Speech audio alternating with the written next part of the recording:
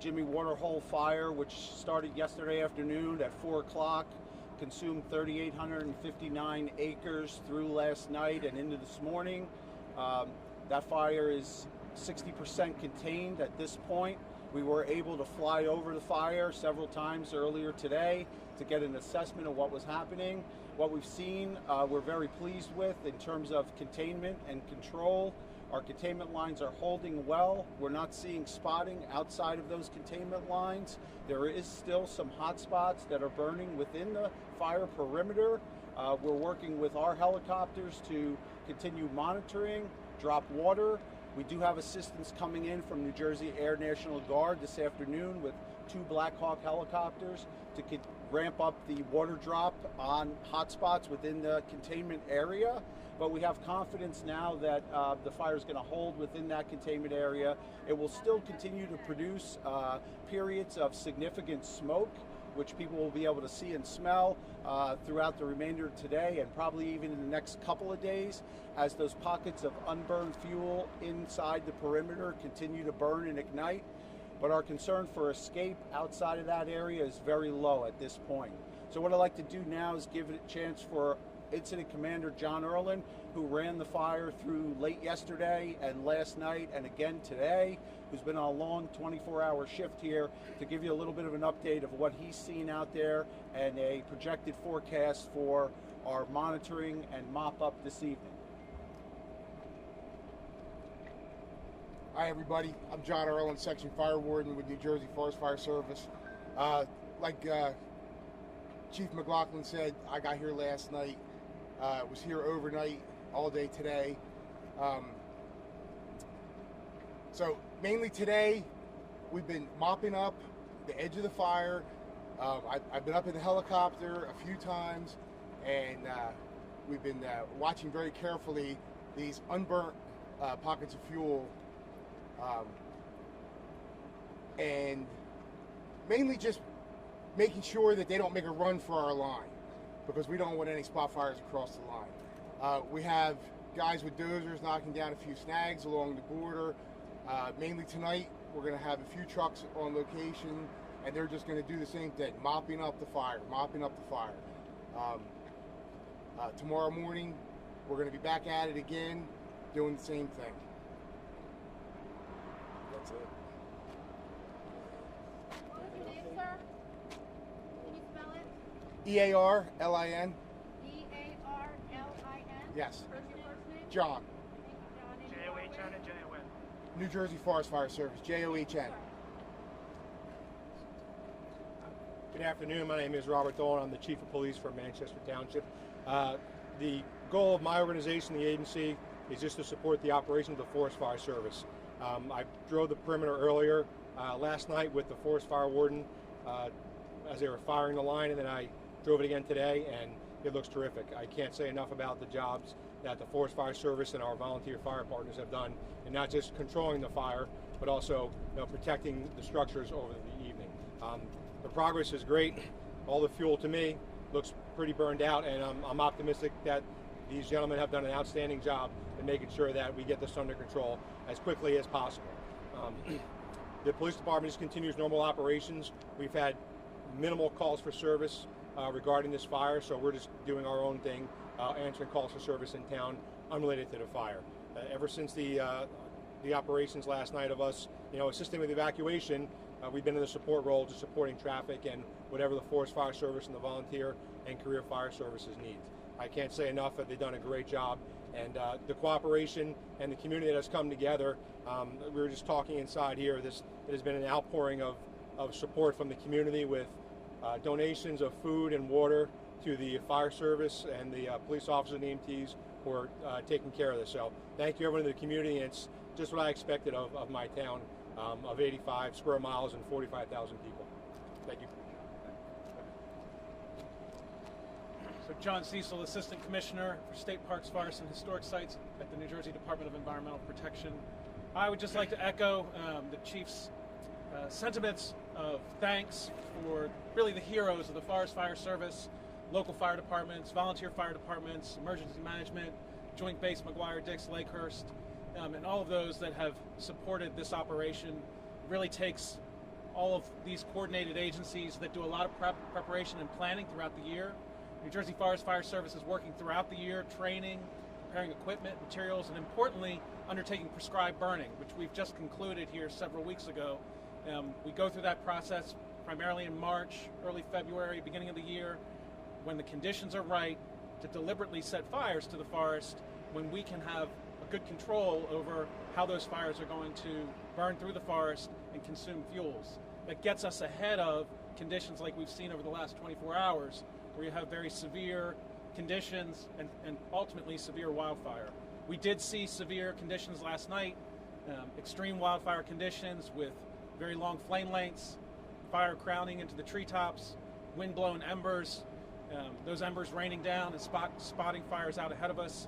That put a lot of staff on the ground for us and a lot of running around knocking out those spot fires.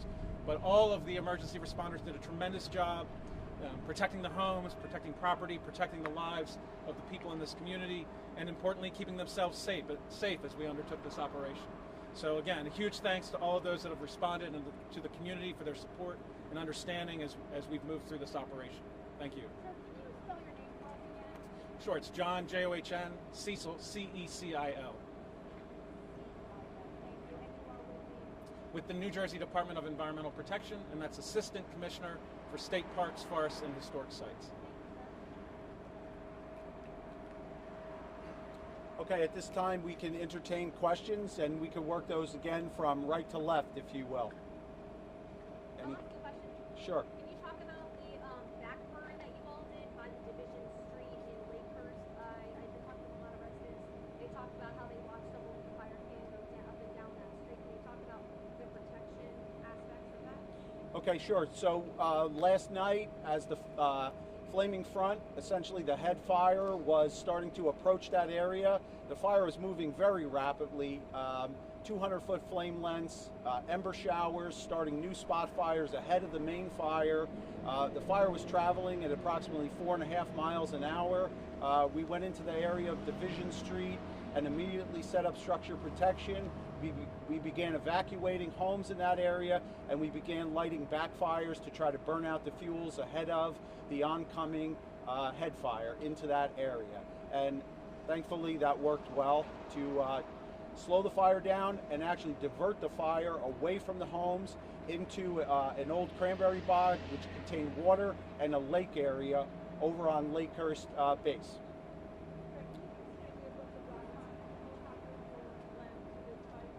Sure. So as we continue to monitor and mop up the fire, and so mopping up is part of a process where we're looking for things that may still be burning, smoldering, that are hot, that could possibly cause a tree to fall over that containment line and then start a fire on the outside of the containment line. That's a concern for us because we don't want new fire starts outside that containment line. So what they're doing is helping to identify where those hot spots are and then to drop water on them to cool them down. Prescribed burns, which have been done this spring, were mentioned. Were prescribed burns done in this area, and if so, did that have any effect on how this fire played out? Yeah, good question. I'm glad you asked it. So part of this area where the fire burned here yesterday and last night was treated with prescribed burning approximately 4 years ago. So that was helpful actually in slowing the fire down on the north side of the fire flank when it was traveling very rapidly in that northeast direction. I just want to piggyback on her question. There's areas along Horicon Road where right side of the road as you go west are burned, not up into the trees but along the ground. The left side's not. I'm assuming that's a fire break. There were no control burns along there last night in order to contain the fire, and if so, if there were, talk about the roles that they played in keeping the burn. So sure, the right side of Horicon Road as you're going west towards Route 539, that burned area was backing fire. Those were burnout operations coming from Central Avenue towards Route 539 to try to flank off the fire that was traveling in the eastward direction towards Lakehurst. You're in close proximity to Joint Base FDL, those black box. You know, do you think it worked to your advantage being in such close proximity to Joint Base FDL? Because otherwise, where else would you have pulled resources to water? Yeah, definitely. Not only the water drops coming from DOD that were helpful, but also their staff. They have a fire department on base. They provided several engines to us. They actually helped us to run down some spot fires last night. It was a really well orchestrated and coordinated effort to get those spot fires out quickly because they were starting to spread into Lakehurst. The other thing is that was helpful is that their road system and road network is really well maintained, and that gave us access. Part of the problem with this fire was, you know, when you have a fire that's being pushed by a west wind, you want to cut it off on north-south roads so that you can start those burnout and backfire operations. There's only 2 north-south roads that are available to us to use, and the one that we chose to use on Central Avenue early in the evening didn't hold fire. We backed out to South Boundary Road, which is the boundary line between the military property and the state property, and that was really helpful to us. Any questions here?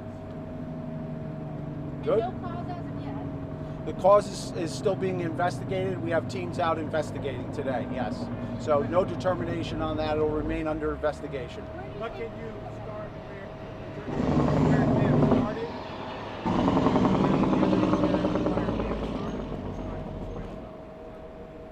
Yes, the fire started on the west side of Route 539, and the fire quickly spread across a fire break, which is a power line right away, and then crossed Route 539, and then continued to spread very quickly in an eastward direction. And I heard you say, or somebody said earlier, that most of these fires are human error or caused by humans.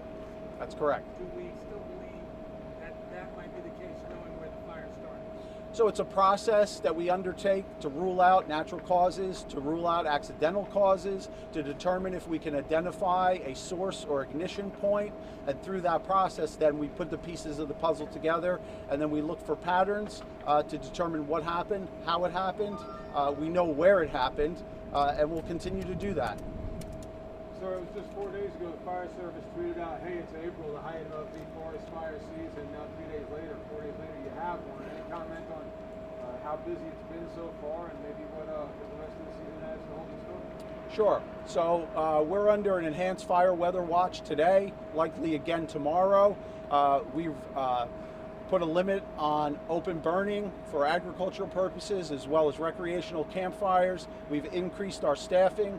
We have seen fires from the beginning of this year on the increase as compared to last year. And we've seen fires starting earlier in the season this year, where we would typically see fires peaking in April. We're starting to see fires starting to peak at the end of March, and today, yesterday, and early April as well. So as long as the weather conditions with low humidity and gusty winds, today winds are gusting up to 23 miles an hour. If a fire starts, it's got potential to spread quickly. Anything else for anyone else? Thank you, sir. Okay, thank you folks, appreciate it, thank you. Okay. So this will be the last update for us for today, here. Okay? Thank you.